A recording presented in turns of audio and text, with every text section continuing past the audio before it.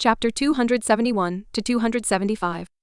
If you don't want to be a bad woman, then don't meddle in other people's business. You kept saying that it was good for us. And yet you personally made me into a bad person. Carol Wright, even if you said you were sorry, I did not have the ability to tell you that it's okay. It doesn't matter. William Walton raised his hand again and pinched his temple. I will take responsibility of this matter, but don't think too much of it. I am not doing this to help you. I just don't want my woman to feel too much hatred for this matter. She is my woman, and I will bear her resentment. But remember, don't meddle in other people's business in the future. As he was speaking, William Walton's phone had an interchange. Seeing that it was from her, he directly hung up on Carol Wright. Carol Wright put down her mobile and laid down her back, facing the rest of the people, yet her face revealing a playful smile. Turned him into a bad guy? If Laura had a backbone, it would be best not to forgive him for the rest of her life. When William Walton answered the phone, she had already hung up. He dialed her number back. She sat on the edge of the flower bed and looked down at the number on her phone. She didn't move. Mia worriedly said, "Teacher Laura, pick up the phone." She moved the phone to her ear. William Walton said, "Did you see the news?" She feebly asked, "Did you do it?" When William Walton heard her voice, he knew how serious the problem was. He sighed and said, "You're still at school, right? I'll pick you up." "I'm asking you, were you the one who did this?"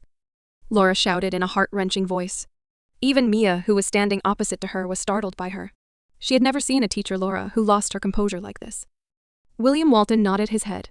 "I can explain it to you. Wait for me obediently at the school, I will go find you." "There's no need," she said, feeling a sense of desolation. His attitude made her believe that he was the one who did it. She thought he knew her. But she really did not expect that the person who would use this matter to stab her in the end was actually William Walton. She hung up and stood up, seeing that Mia supported her. "Teacher Laura, what exactly happened?" "Why do I feel like this matter is serious?" she said with a wry smile. "Teacher Maya, go back first. I want to walk around by myself." "No, I'll stay with you." Laura turned her head to look at Mia. Mia said resolutely, "I clearly know that you are not in a good mood right now. If I still let you leave, and if something were to happen to you, I might not be able to forgive myself in my entire life." She lowered her eyes. Then, "Can you take me home?" "All right, let's go," Mia said as she held her arm. She said gently, "We will walk through the west gate." Mia listened to her and sent her to the west gate. The two of them got into the car. She turned to the driver and said gently, "Please go to Big City Home." Mia frowned. "You're not going to the Walton family?" Laura did not make a sound. Mia said, "Teacher Laura, even though I do not have much emotional experience, but I keep having the feeling that if there is any misunderstanding between the two of us, it would be better to communicate with him. What do you think?" She shook her head and turned her head to look outside the window. Mia sighed and had nothing else to say. After arriving at Big City Home, Mia sent her back home. She sat on the sofa and spoke to Maya. "Teacher, Mia, you can go back first. But I might not be able to return to school for the next few days, so I'll have to trouble you to help me apply for another leave of absence." Mia walked to Laura's side and sat down. "Teacher Laura, is this matter really that serious?" With great effort, she revealed a trace of a smile. "It's fine, Teacher Mia, you can go back." Mia held her hand. "You must remember you still have a child in your stomach. You should take care of this child, don't do things that you regret, okay?" Nodding her head, she replied, "Thank you." Teacher Mia sighed. She first went to boil a pot of hot water for her, poured a cup of water, and placed it in front of her before leaving. Just as she went downstairs, her cell phone rang. It was a call from Teacher Sabrina. "Teacher Mia, where did you guys go?" "Mr. Walton is here." Mia turned around and looked at the stairs, then said, "Tell Mr. Walton Teacher Laura has returned to Big City Home." "Oh, okay. I understand." Mia hung up and took a deep breath. She did not know if she was right or wrong to do this. No matter if she was right or wrong, this was the only thing she could do. She felt that Teacher Laura's current state was too bad. It would be wrong to leave her alone. Mia hid in a corner and waited anxiously until she saw William Walton driving a car upstairs. Only then did she leave with relief. When William Walton arrived at the doorstep, he first tried to knock on the door. However, the people in the room didn't open the door for him. Thus, he took out the key and opened the door. Seeing that Laura was sitting hesitantly on the sofa, he slowly walked over and sat on the coffee table in front of her. She then looked at him and restrained her emotions. She could only look at him coldly. William Walton raised his hand, wanting to stroke her head. Instead, she sidestepped his hand. She said coldly, "If you want to say something, then hurry up and say it. Once you're done, leave immediately." This is also my home. My rent hasn't expired yet. If you ask me to give you a free house, then I'll leave." She stood up. William Walton immediately pulled her into his embrace. Due to the inertia, she was pulled directly onto his legs. She struggled to get up, but he wouldn't let go. He wrapped her and said with a gentle voice, "Laura, listen to me. I know that you feel uncomfortable, but this way you won't have to suffer the pressure of being insulted. And after all, paper can't contain fire." "Is that so? So that's what you're thinking," she said with a gentle and mocking smile. "I thought at least you understood me." "I understand." William Walton nodded sincerely. "I really do, and I never thought of harming you." "But you already did that, William Walton. You personally turned me into John Anderson's illegitimate daughter. You think you're helping me?" she said as she shook her head painfully. "Of course not, William Walton. I won't be grateful to you. On the contrary, I hate you for betraying me so silently." "And you still foolishly believed you." Hearing that, William Walton's heart ached. "Laura, believe me, my feelings for you are real. From now on, I will never believe a man's promise. William Walton, you are not welcome in my world. Now, do you want to leave, or do you want me to leave?" William Walton did not make a sound, nor did he move. "Since you won't choose, then I'll choose. I don't have the strength right now, and I don't have the mood to look for a house. The best way is for you to leave. If you continue pestering me, then I definitely won't give birth to this child for you." William Walton looked at her resolute expression, and his heart was filled with fear. He did not dare to bet his child's life. But she did. The current her was furious. She could do anything. The news had touched upon her bottom line. She wouldn't forgive so easily. "Are you leaving or not?" she asked him again. William Walton said, "I will stay here. Do not say anything and just stay quietly. Is that okay?" She broke free from him and got up. "Go. I don't even want to look at you. Let me go." William Walton frowned. "Then I'll have the butler take care of you. I don't need it. Everyone who is related to you disappear from my world. Please go." She lost control of her emotions and said, "Hurry up and leave." William Walton raised his hand, still wanting to pull her arm. Instead, she took a step back and lowered her head, avoiding his sight. This was the first time William Walton felt that he didn't know what to do when facing someone. Seeing how excited she was, he knew that if he stayed, it would only agitate her. Thus he nodded. "All right, I'll go. Laura, don't get too excited. Calm down a little. When I call you, answer me. Otherwise, I'll be worried, okay?" She turned her back to him. William Walton left with every step he took while looking back 3 times. As soon as he left, he made a call. Laura sat back on the sofa. She bent her knees and wrapped her arms around herself. It was all fake, all fake. Also, the heavens had already given up on someone like her. How could they give her such a good man to change her life? Only a fool like her would believe that she had not used all of her luck, and that was why she met William Walton. She felt that she was in a sorry state at the moment. She rested her forehead on her knees. She really thought that William Walton understood her. But why? The feelings she had for him were always betrayed. Why is my heart so uncomfortable? In the past, when she broke up with Avery Harris, she really did not feel such pain. It was as if someone had stabbed a sharp knife into her heart. She took a deep breath, but her tears were still flowing. Her cell phone rang and she didn't move. The phone rang again and again, but she pretended not to hear it. Once upon a time, after her mother had passed away, the loneliness of locking herself in her room came back to her. She finally had become a lonely person again. William Walton went downstairs and sat in the car. He lit up a cigarette but didn't smoke. He looked up at the upstairs window. He was worried about her. She was crying on her own right now. His phone rang. He picked it up to take a look and saw that it was Carol Wright calling. He picked it up and said with a cold voice, "Do you think I'm very free? Don't call me again." When Carol Wright heard this angry shout, she knew that the result wasn't good. Her voice carried a trace of cowardice. "William, I just wanted to ask you if you made up with Miss Green. Don't be angry, okay? I know I'm wrong. Carol Wright, don't cry in front of me anymore. I feel like my blood is boiling when I hear your voice. As I said, I will not forgive you for your kindness for what you have done wrong, whether you meant it or not. If you don't want to embarrass yourself anymore, stay away from me and Laura. Don't use your self-righteousness on us and don't pester me anymore." Saying something about wanting me to be happy. After he finished speaking, he directly hung up the phone. Hearing the busy tone on the other end of the phone, Carol Wright was not angry at all, but her lips revealed a sinister smile. Night fell slowly, but it was still warm on the sofa, not moving at all. There was a knock at the door, but she ignored it. The butler's voice sounded. "Miss Walton, I am the butler. I have come to deliver dinner to you."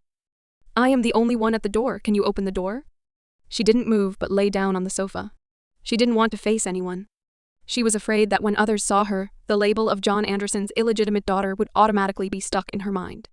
Miss Walton, if you don't want to see me, I'll put the dinner on the table in front of the door. You must take care of your health. Only then your child will be fine. She gently raised her hand and placed it on her abdomen. Miss Walton, I'll be leaving first. Please remember to come out and get the dinner. The voice at the door faded away. She turned around and faced the tea table lying down on the sofa.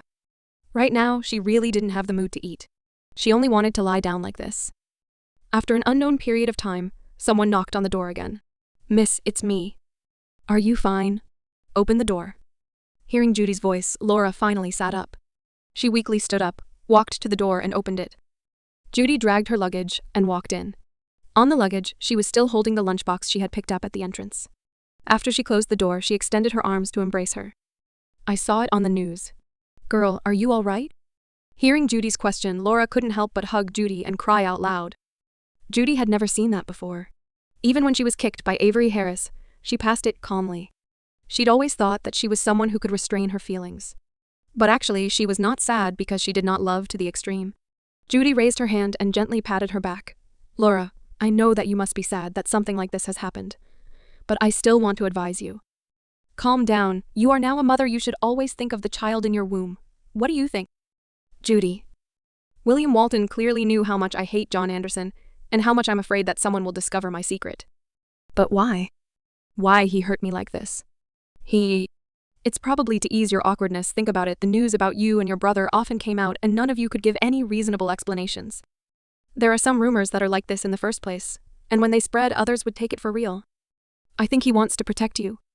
If he really wanted to protect me, he wouldn't do it in such a way as to save me from this abyss and push me deeper into the abyss. He knows all about my fear. Why on earth is he? I don't understand why a wise man like him would do something I hate the most. If he really cared about me, he would never have done it. Judy was extremely worried as she listened to her crying and gasping for breath. She looked at her and felt extremely worried. Laura, how can I comfort you? Seeing you in such pain, I feel really bad in my heart. She shook her head. Judy, you don't need to do anything. Sorry, I brought you all the negative emotions. Don't say it like that. Aren't we good friends? Good friends have to protect each other when they need it. She patted her shoulder and said, if you still want to cry, I'll lend you my shoulder. You can cry for as long as you want. I'll always be there for you. Judy looked at her with a serious face. Judy, thank you. I really need someone to accompany me right now. Thank you for coming. Judy hesitated for a moment and said, actually, William Walton was downstairs. When I came, his car was at the entrance. After letting go of her, she turned around and walked to the sofa to sit down. Judy stepped forward and said, this afternoon, it was also William Walton who called me. He said that you are very lonely and you need someone to accompany you, and he hoped that I could come over. Laura, I feel that he really cares about you. Maybe this time he just used the wrong method to protect you? She lowered her eyes in Laura and did not say a word. Judy knew how stubborn she was. She hadn't figured it out yet, but it was useless to rely on others to persuade her. She turned around and took the lunchbox from her luggage and sat down beside him. You haven't eaten yet, right? I saw this when I came in and saw it at the door. I don't know if it's cold or not. As she spoke, she opened the lunchbox. Wow, so generous. She picked up a piece of shredded meat and tasted it. Yes, it's still warm. Wait a moment, I'll go get you a bowl and fork. As she spoke, she got up and looked around before finding the kitchen accurately. She handed her the bowl and fork. She shook her head. I have no appetite. You've worked hard on this journey. You can eat. That won't do, girl, you're pregnant. You don't have to eat, my eldest nephew can't. How about this? I'll feed you, she said, picking up the dish and holding it to her lips. She looked at Judy and sighed helplessly. I'll do it myself. She took the fork, picked up the dish herself, and put it in her mouth. However, today she finally understood the dull feeling. She only had a few bites before she put the fork down. Judy, I don't want to make it difficult for myself. I really can't eat, said as she looked at Judy. Then how can I make you feel better? You want me to do something for you? Tell me, I'll do it. She said, sit with me for a while. Let's watch TV together. Judy got up and switched on the television. Speak, what do you want to see? Let's watch some interesting variety shows. All right, I'll find it for you. Judy changed her into a variety show. If it was a normal day, Judy would definitely eat her snacks while laughing to her heart's content. But today, sitting beside her, her face was expressionless the entire time. Her emotions had also been affected. Watching for less than half an hour, she said, "All right, it's getting late. Let's rest early." Judy laughed. "Tonight, I want to sleep on the same bed as you." "All right, I'll go take a bath first." Judy nodded. "Go be careful." After entering the bathroom, Judy quickly went to the window, took out her cell phone, and called William Walton. "Mr. Walton, you're still downstairs." "What about Laura? Did she eat the dinner?" "She only had 2 bites and her mood is still not very good." "I feel that it's useless for you to stay downstairs," William Walton said calmly. "I'm downstairs. If there's anything, give me a call. I'll go take care of her." Then, "All right, do whatever you want." Did she cry? Her eyes are all swollen." Judy turned around and looked at the bathroom door, blocked the phone with her hand, and said softly, "Last time she and Avery Harris broke up, and I accompanied her throughout. I was extremely worried, but she acted like nothing happened. This time, I didn't even get to say anything. She was already crying out herself. Mr. Walton, you really hurt her this time." William Walton was silent for a moment. "I know.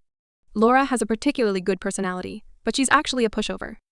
I think you need to be mentally prepared for this. Third Master, you can do it. Laura is about to come out. I won't say any more, I'll be hanging up first."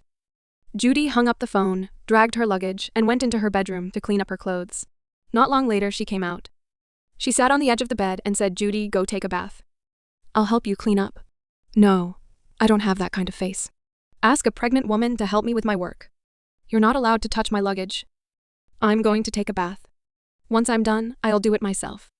There are new towels and a toothbrush in the bathroom. I've prepared them for you." "All right." When Judy finished her shower, she had already hung up her clothes. Wiping her hair, she shouted, "I say, girl, why are you so diligent? If you continue to be like this, I'm afraid that I won't be able to get married in the future." She sat on the edge of the bed and sighed when I came back. "I didn't bring any books. I just sat here and let my thoughts run wild. I might as well exercise for a bit to make my heart feel better." Judy stepped forward and touched her belly. "Little nephew, it's been hard on you and your mother." She raised her hand and gently caressed her belly. Thinking about how she used her child to threaten William Walton in the afternoon, her eyebrows furrowed and she felt extremely guilty. This child was the only blood relative she cared about in this world. But she actually used him. She was angry at herself for being so impulsive. She thought to herself, "Well, don't blame me. Mom didn't do it on purpose. Mom won't need you to threaten anyone ever again. Mom promises me that." Judy asked as she saw her dazed and serious expression. "What's wrong?" She shook her head gently. "It's fine. Laura, can't you tell me if you have something on your mind? I came here to share some of my burden with you. You have friends, and you will never be alone, do you know that?" "I know. Judy, I don't only have you. I also have my child." She gently patted her belly with her hand. "Judy, you know what? After getting pregnant, the only thing that surprised me was that I felt that my heart had become even stronger.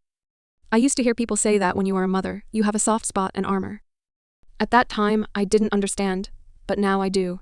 Perhaps the current situation is not very optimistic, but I will try to find the courage to face it." Judy held her hand and laughed. "This is the kind of Laura that I know than you. Have you decided how you want to face Mr. Walton?" Mentioning this, she shook her head and said with a gentle sigh, "I don't know. I feel like the reason why you are so angry is also because you love him."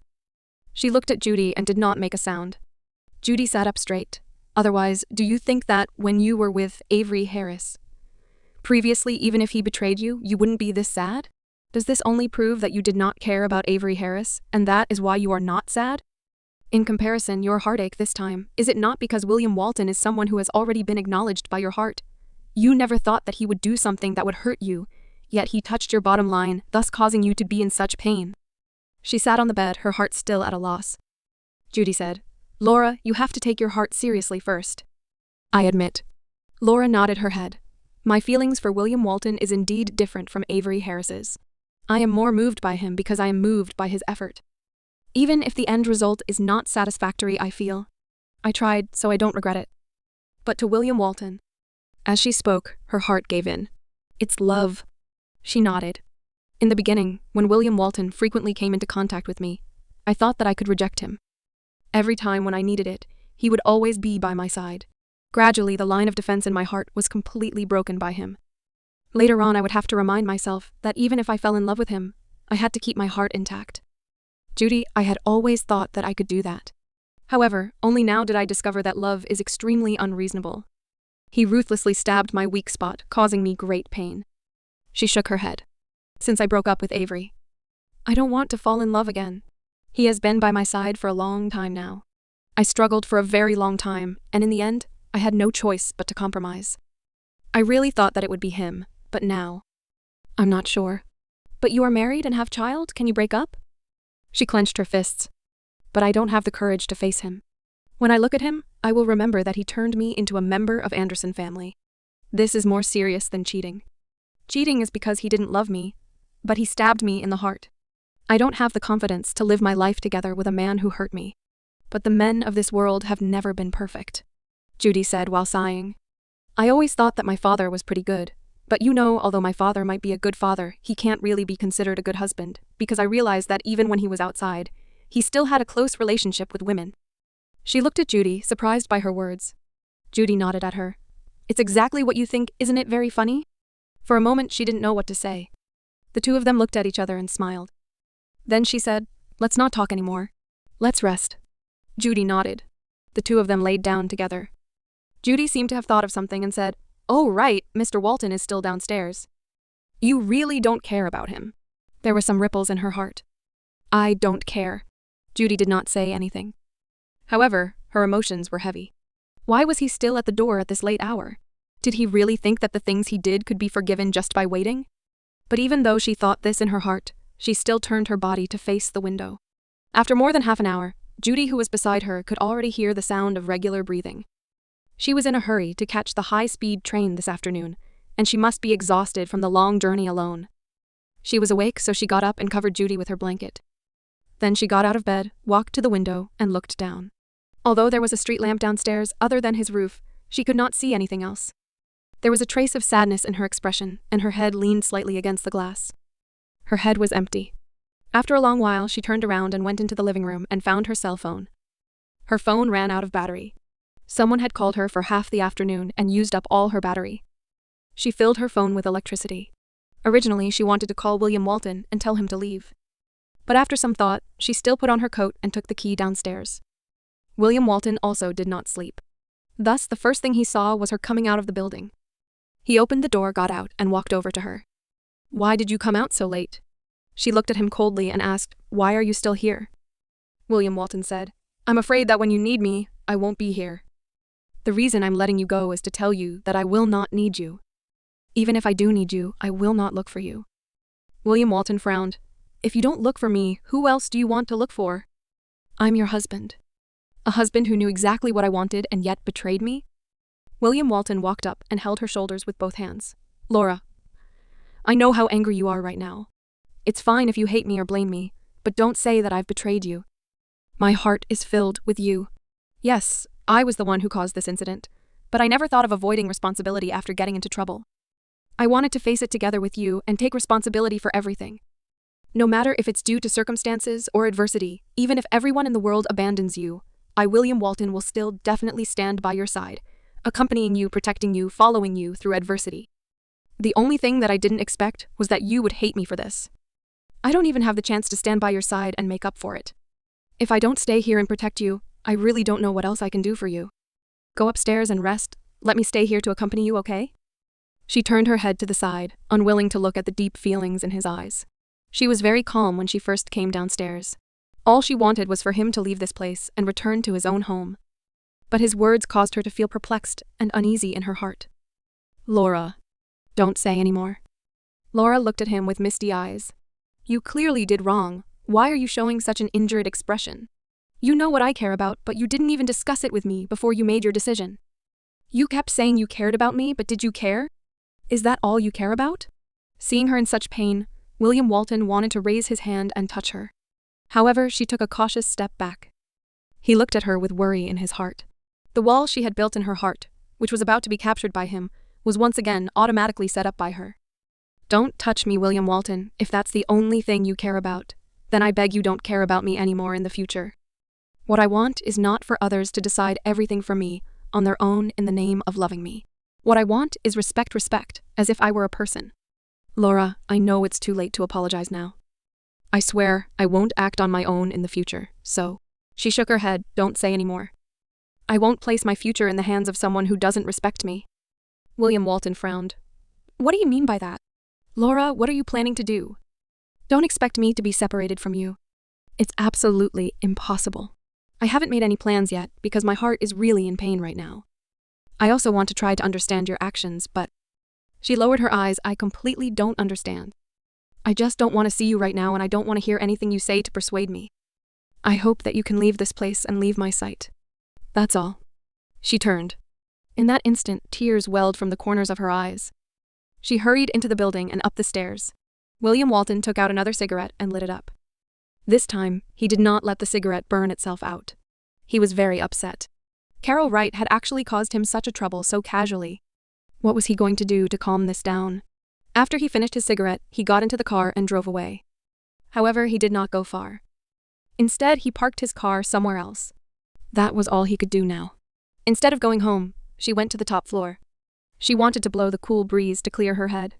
It was already an hour before she returned home. The cell phone signal light, which was placed in the living room to recharge the battery, kept flickering. She walked over to take a look. There were over 30 missed calls, all from John Anderson. For John Anderson to call her so urgently, it was definitely because his background was exposed. It would ruin his image as a good man. She ignored him and returned to her room. She went to the window and looked down. William Walton's car was already gone. She could not say what she felt in her heart. That night she lay in bed, tossing and turning.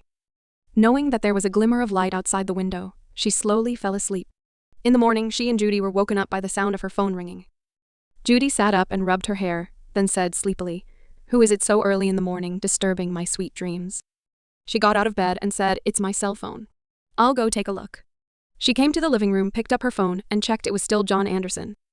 Judy also followed him out. After sleeping for the night, her hair was all blown up. "Miss, who is it, Mr. Walton?" "No, it's John Anderson." Judy quickly stepped forward. "Why did he call you?" She said gently, "It should. It won't be a good thing. Don't answer it, don't answer it." Judy took her phone and threw her to the side. "What do we have for breakfast?" "There's no food in the kitchen, so I have to go buy some," she said, thinking about it. "But I don't want to go out, I'm afraid," she said, hesitating.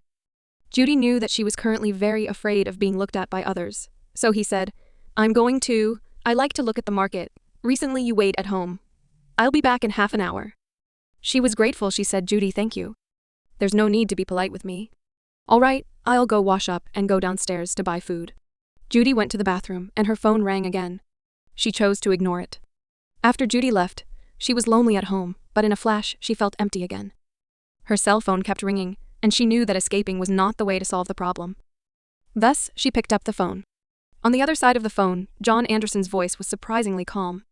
"Why didn't you pick up the phone? What's the matter? Are you the one who ordered the Mr. Walton to publicize the news?" She gave a cold laugh.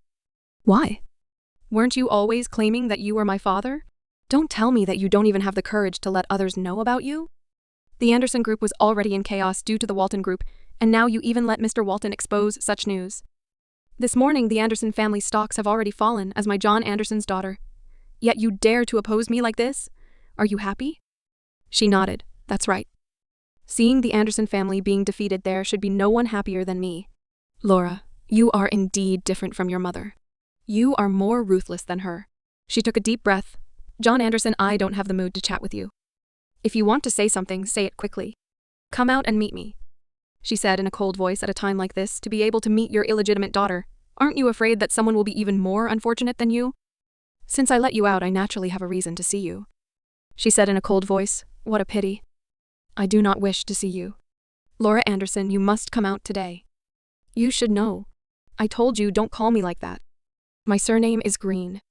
Besides, I don't have anything I want to know from you, so I won't go see you. I remember that last time I told you that the first person to betray was not me but your mother. However, you didn't believe me. John Anderson, shut up.